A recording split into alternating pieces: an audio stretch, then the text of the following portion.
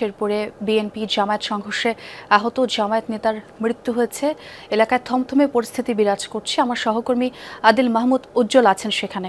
উজ্জ্বল, আমরা জানি এলাকায় থমথমে পরিস্থিতি বিরাজ করছে, তীব্র নিন্দা প্রতিবাদ জানানো হয়েছে। আপনার কাছে যে প্রশ্ন, কোনো মামলা এবং কেউ গ্রেফতার হয়েছে কিনা?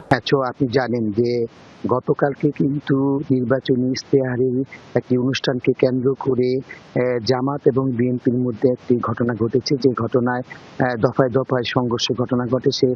শেষে কিন্তু জামাতের যে উপজেলার শ্রীবর্দী উপজেলার সেক্রেটারি, তিনি কিন্তু গুরুতর আহত হন এবং তাকে ময়মনসিংহে নেওয়ার ক্ষেত্রে কিন্তু তিনি সেখানে মারা যান। আমরা এখন পর্যন্ত পুলিশের সাথে কথা বলেছি, আজকে সকালে আমি কথা বলেছি ঝিনাইগাতি ভারপ্রাপ্ত কর্মকর্তার সাথে। তিনি আমাকে জানিয়েছেন এখন পর্যন্ত কোনো পক্ষ থেকে কোনো অভিযোগ পায়নি, তবে রাতে কিন্তু মারা যান।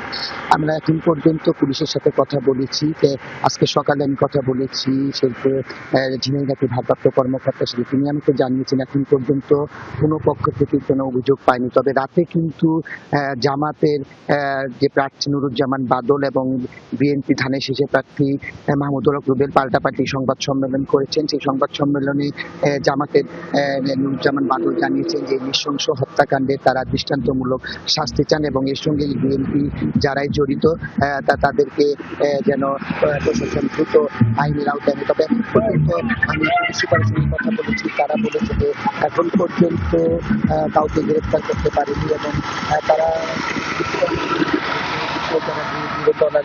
যারা এই ঘটনার পিছিয়ে দায়ী থাক তাদেরকে অতি শীঘ্রই গ্রেফতার করা হবে। তবে ঘটনার পরপরই কিন্তু ঝিনাইগাতি এবং শ্রীবর্দীতে পরিবেশ থমথমে অবস্থায় বিরাজ করছে।